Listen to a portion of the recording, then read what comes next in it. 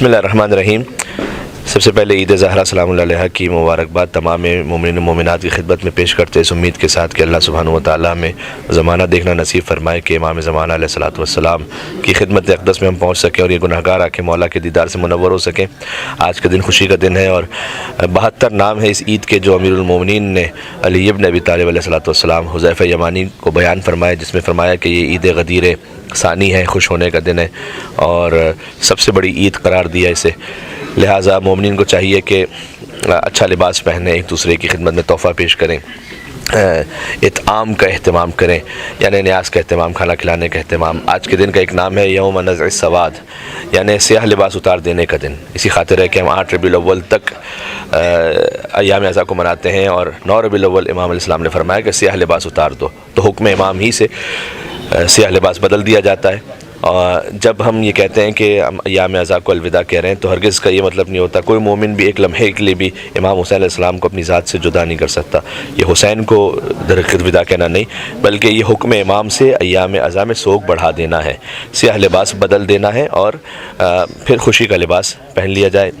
آج کے دن عمر سعد کی موت کا دن بھی منقول ہوا ہے۔ حضرت مختار نے انتقام لیا قاتلان امام حسین علیہ السلام سے۔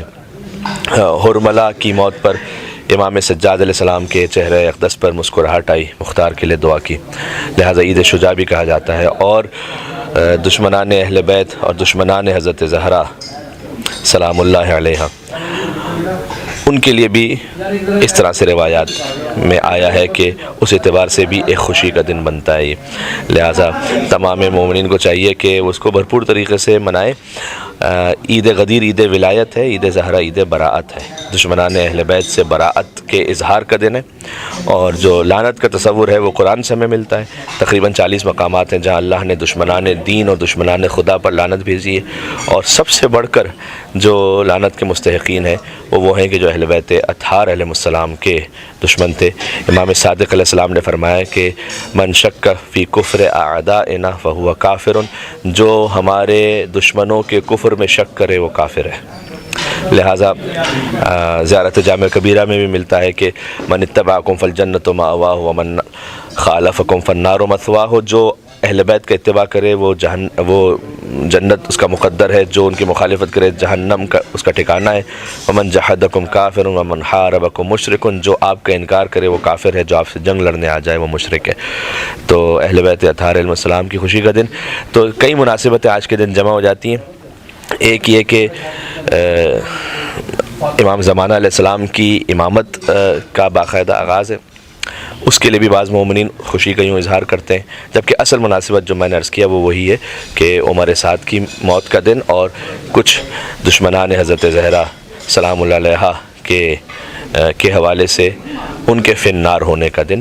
تو اس فقیر نے 4 مصرے کہے تھے جس میں ساری مناسبتیں عید زہرا کی جمع ہو جاتی ہیں۔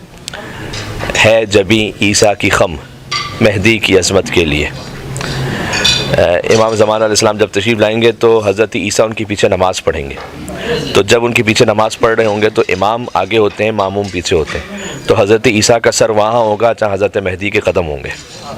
تو ہے جبی عیسیٰ کی خم مہدی کی عظمت کے لیے، اور فاطمہ حجت ہے خود سرکار حجت کے لیے، اس لیے کہ حضرت امام زمانہ علیہ السلام نے فرمایا کہ نحن حجت اللہ علی خلق، ہم حجت ہیں اللہ کی مخلوقات پر، وجدتنا فاطمہ سلام اللہ علیہ حجت اللہ علینا، ہم مخلوقات پر حجت ہیں اور ہماری جدہ سیدہ کونین ہم پر حجت ہیں، ائمہ علیہ السلام پر حجت ہیں خود ان کی ماں فاطمہ زہرا سلام اللہ علیہ۔ تو ہم نے اسے اس طرح سے بیان کیا تھا کہ ہے جبی عیسیٰ کی خم مہدی کی عظمت کے لیے، اور فاطمہ حجت ہیں خود سرکار حجت کے لیے، بزم ختمی مرتبت میں ہر طرح کے لوگ تھے، کچھ تھے عزت کے لیے تو کچھ تھے لعنت کے لیے۔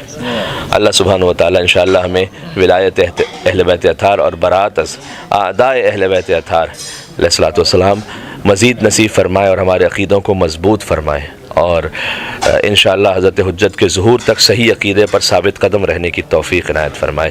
ربنا تقبل منا انک انت السمیع العلیم، بجائے محمد و آلہ الطیبین الطاہرین۔ بہت شکریہ آپ کا، پھر سے ایک مرتبہ عید مبارک۔